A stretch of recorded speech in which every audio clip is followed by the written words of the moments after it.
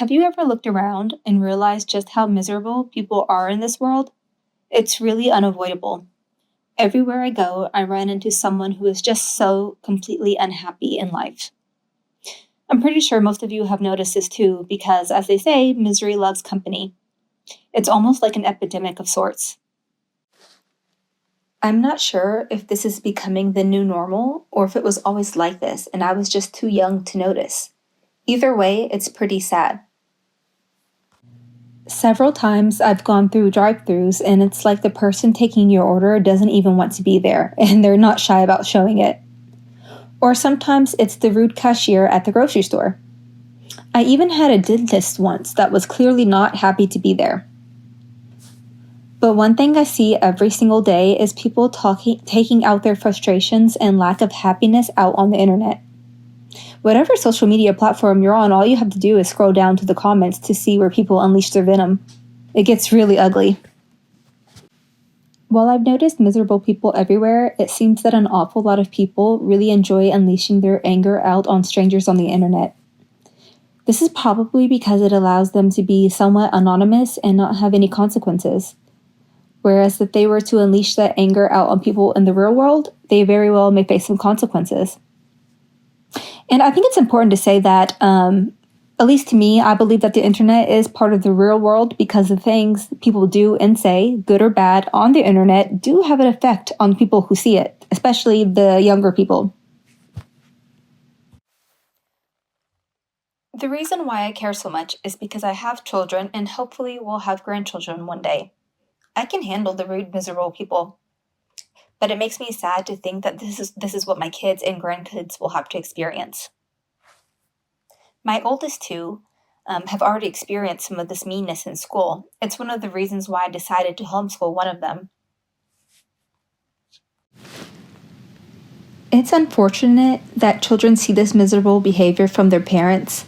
This becomes normal to them, and that's what they learn, and then they take it to school with them so they can spread it around the school. But, I'm just going to stop there with that. So I've been thinking, why are people so unhappy? What is making them so miserable? And I believe that the biggest reason why people are so unhappy is that they're not doing what they really want to do in life.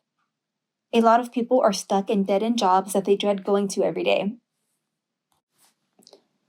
Another reason why I believe people are unhappy is that they're in relationships they don't really want to be in. Now, I don't really want to get too much into that topic today, so I'm going to save that for another day. So people stay in these dead-end jobs, or they don't have to be dead-end jobs. Someone could literally have a full-on successful career, yet still be miserable. Yet they stay in these jobs or careers because it's what pays the bills. It's a shame because, yeah, your bills are paid, but your job is sucking the life out of you.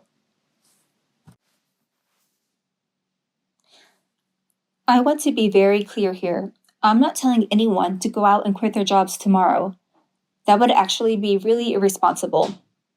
But what I would like for you to do is think about what you like to do in your free time. Do you have a hobby that you're really passionate about? Is there something you're really talented at and enjoy doing? Maybe you can figure out a way to earn money doing the things you like. For example, say you know how to do hair or nails really well, or even lawn care. You can start doing that on the side, then after a couple of years, if it's going well, you can open up your own business. There's so many possibilities in this world, you just have to believe that it's possible and that you can achieve it. In the early years before I started making much from my website, I used to work third shift at a hotel. It was exhausting and I knew it was a dead-end job for me, but at the time I really needed the income. So what I did was I used the free time I had while I was at work to post recipes on my website. It was third shift, so it was never very busy. Eventually, my blog ended up doing well enough to where it replaced the income from my hotel job. Now I make money doing what I absolutely love to do, and that's cooking and sharing recipes. Now, I think it's important to say that while I'm not rich and don't make tons of money, I am still so much more happier because now I can administrate my time however I choose.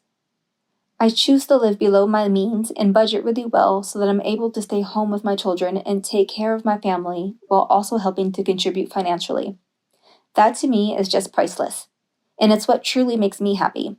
I absolutely love being a housewife and mother, and I really want to encourage you to figure out what makes you truly happy.